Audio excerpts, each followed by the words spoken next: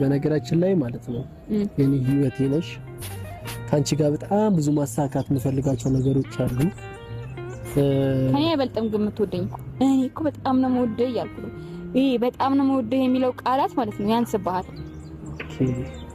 እሺ በቃ እንወዳደራ። አንቺ ምን ያህል እንደምታፈቅሪ ንገሪኝ፣ እኔ ደግሞ ምን ያህል እንደማፈቅሪ ንገረኝ። ቀድመሽ ነው አንተ ንገረኝ መጀመሪያ፣ እኔ ደግሞ ቀድመሽ አንቺ እኔ ልኮርጅ ነው ለምሳሌ ከዛ እኔ ያልኩትን ትለዋለህ። እኔ ግን አንተ ስትለው ነው ያው ስሚኝ አንዴ ፎዝዬ፣ እኔ ማለት ነው አይደለም ለመኮረጅ ነው ያሳብከው። እኔ አውቃለሁ ሁሌ ትኮርጃለህ፣ ኮራጅ ነው።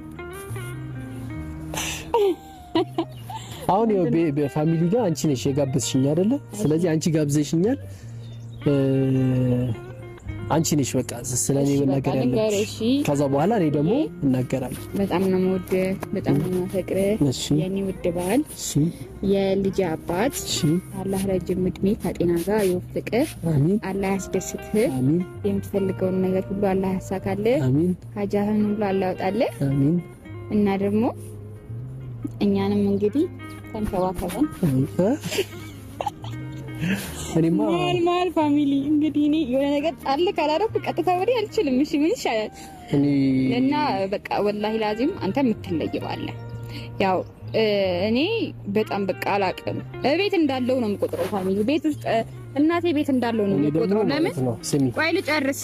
እዩት ቆሜ ነው የምነግርሽ። በጣም በቃ ቤት እናቴ ጋር የሚንከባከቡኝ ከዛ በላይ ምንም ነገር እኔ አሁን ለምሳሌ በቃ ምርጥ ባል ወላሂ አዚም ምንም ነገር አይጨኩነኝም ምናምን እንደፈለኩ። ነገራችን ላይ አሁን ለምሳሌ ማለት ነው ቤት ውስጥ ብትሆን ታለቅስ ነበር እየነገረች ነው። አሁን ግን አላለቀሰችም። ለምን ትቼው ነው እንዳለቅስ ፈልጋለሁ።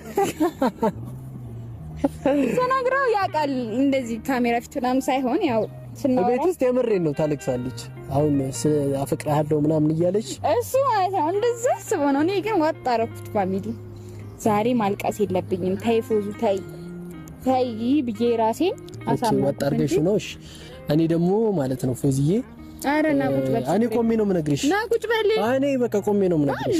ልበርከክሽ? አረ መንበርከክ አልፈልግም። በቃ ስለዚህ ቆሜ ልንገርሽ። በቃ ቁጭ በይና ከዛ እንዴት እንደምወድሽ፣ እንዴት እንደማፈቅርሽ፣ እንዴት እንደማከብርሽ እንገርሽ። ይዛው እንዲያሳምረው እኮ ነው ከኔ በላይ። እኔ ማሳመር ምናምን አልችልም። እኔ ከልቤ ነው ሳወራ። እኔ ከልቤ ነው ያወራሁት ወላሂ። ገለሙ ሳልጨርስ ቆምክ እንዴ? በነገራችን ላይ አሁን እንደዚህ በፋሚሊ ፊት እንደምትወጂኝ እንደምታከብሪኝ ስለነገርሽኝ በጣም አድርጌ ነው ማመሰግንሽ። የኔ ህይወት፣ የኔ ልዩ ሚስት፣ በጣም ብዙ ነገር ነው የሚገባሽ ላንቺ። የተሻለ ብዙ ነገር ነው ማስበው ለህይወታችን። በጣም ደግሞ ከአላህ ጋር ትልቅ ደረጃ እንደምንደርስ በጣም እርግጠኛ ነኝ። ለምን መሰለሽ?